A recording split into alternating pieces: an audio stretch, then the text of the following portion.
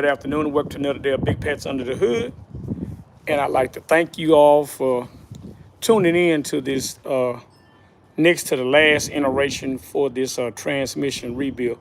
And if you haven't done so, let me give you a brief overview of what happened. This is my 1982 Chevrolet C10 Silverado that I bought in 1982. I've had the truck since then. The truck has been through a lot of changes. Over 20 years ago, I put a 454 in it and a 400 transmission, and you can see the engine that came out of it back there in the back. Well, what ended up happening was I wanted to take it back to where it was when I bought it new, and it had a 700R4 in it. I changed it to a 400 because at the time I used the vehicle to do a lot of towing and stuff like that. So after I put the big block in it, I took the lockup transmission out and put a 400 in it, which was much better suited for what was going on. Well, with me wanting to change it back to a overdrive transmission, I ended up trading the 400 that I had to one of my good friends, and he had a 700. I knew nothing about it, but he said it was a good transmission, supposedly, when he had it. So I put in it, I did the usual things to the transmission. I drained the fluid out of it, replaced the front and rear seal in it, new pan gasket, and checked the TV cable and stuff like that, and put all that on it. It was missing quite a few things like the converter and all that. So I bought a new converter and all the stuff and put it in the truck.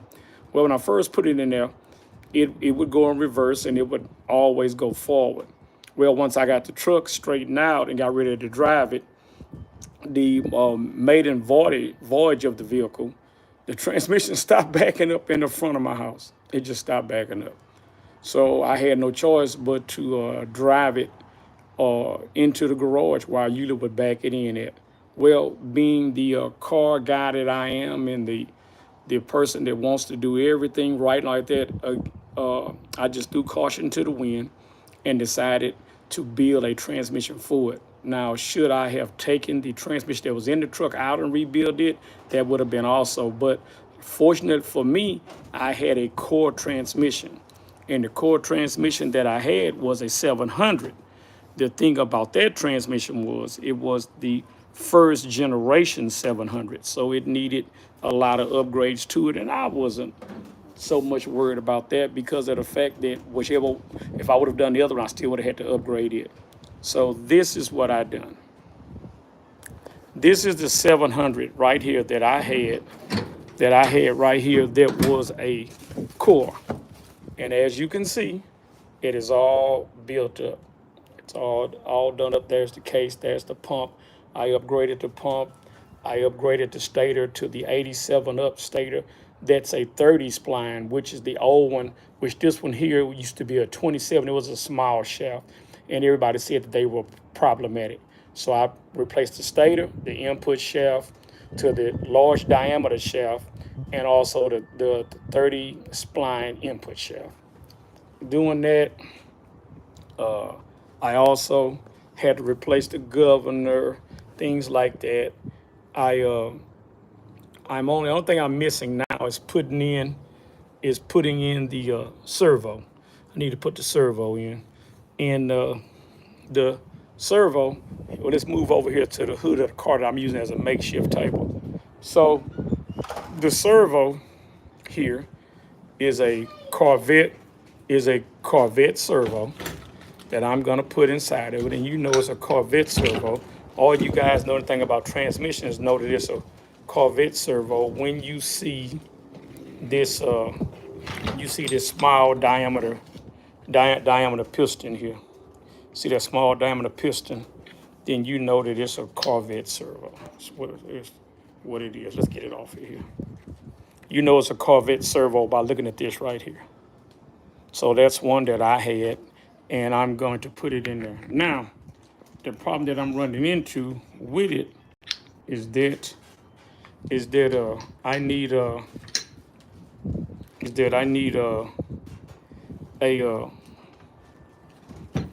the spring to go right here, because that spring has broke on me. So I need that spring right there that goes on the servo. And I have everything else for it to put it together. I got the seals and all that. And I end up buying a Transgo shift kit that came with everything. So what had held me up was that the valve body here, this original valve body here, I cleaned it up, and once I got it all cleaned up and everything, the problem I was having is that I was unable to get the valve body tore apart because of the fact that a lot of the pistons and stuff in here was stuck. They were froze. So I tried to lube it up and use Power Blast and stuff like that, WD-40. Even put a little heat on it to try to get the pistons to come out. But unfortunately, I was unable to do so. So what was I to do? Well, looked on eBay there and found this valve body here. I bought this valve body here from a company that rebuilds valve bodies. And so I got this one here. I got it. It finally arrived. And so as you can see, nothing's in it, frozen. So what I'm going to do is I'm going to take it apart, and I'm going to install these springs here. I'm going to install the springs here in the valve body. These springs here are for the 1-2 shift, the 3-4 shift, the boost valve and stuff like that. So I would install those springs in there, and they give you springs. This is part of the kit here for the servo. This blue spring here goes in there. You have another set of springs here. You have another set of springs here that goes in there as well. Goes around that servo and stuff as well. So I get all those put in and get it all built up. And that's what I'm gonna. Once I get that built up, then I'll be able to put. Once I get all that done and get it built up, I'll be able to put the valve body in the transmission, torque the transmission bolts down to 12 to 14 inch-pounds. I even bought a new inch-pound torque wrench so that I can use it to torque everything down and get that done like that.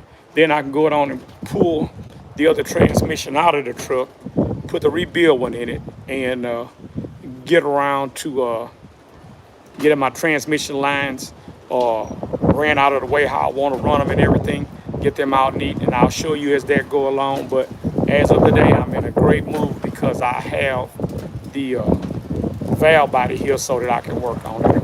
With that being said, if you haven't done so, please like, share, subscribe, comment, and all that.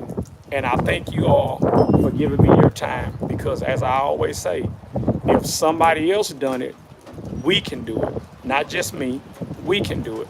And we do it by doing what? Taking our time, researching, buying the best parts, and all that. Thank you again. Have a great day. And to my new subscribers, look back over the 300 plus videos that I have detailed about me doing work on the 82 Silverado short wheelbase and the Monte Carlo Super Sport that I have that's sitting next to it as a stablemate. Both of those cars I bought new. Both those cars I use the Energy suspension bushings in both of them. They all have the same build. They both have 468 engines. They both have 700 R4s with the 22 to 2800 stall in it and all that. So give me a look, go down it, send me a comment, let me know what you think about it. And the next thing we're doing is what I'll be working on. Thanks again. Have a great day.